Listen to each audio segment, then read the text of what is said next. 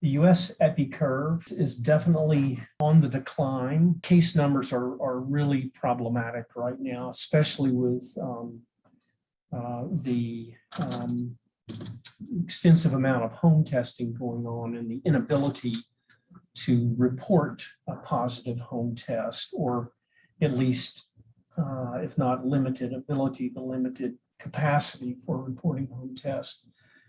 I think the thing that I look at for the US as a whole is that finally hospitalizations are plateauing. You can see there was only a 1% change yesterday compared to the last 14 days. So to me, that's the metric that I'm putting the most emphasis on.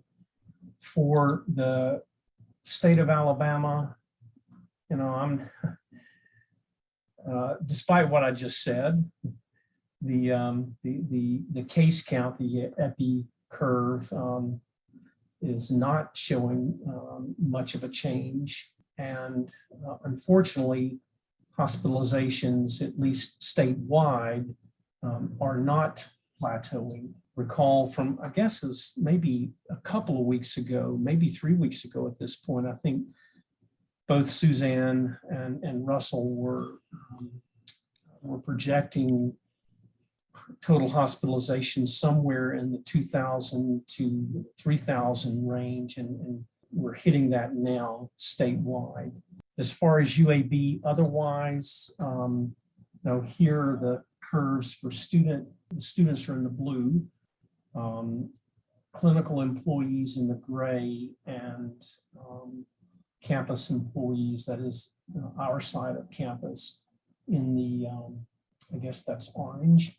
Pretty stable numbers for campus employees, declining for clinical, slight uptick for students. I noted that 16 out of the 75 beds that are, or rooms that are available for student isolation and quarantine are now occupied. That's about 22%, according to the UA dashboard.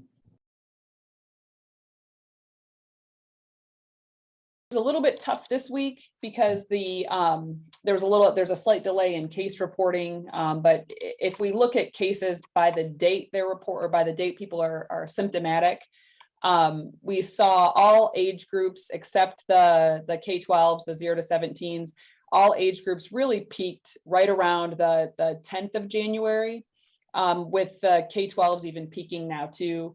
It's a hair delayed when you look at the date it gets reported to ADPH, but overall that is a very positive sign.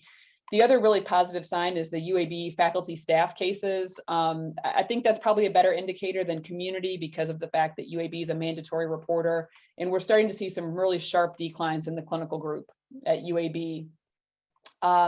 Jefferson County is actually now reporting sharp declines too. The last 2 days in Jefferson County have gone really close to 2/3 of what they were. So big decreases in Jefferson County. Same in the Alabama. It says increasing, but it's actually decreasing.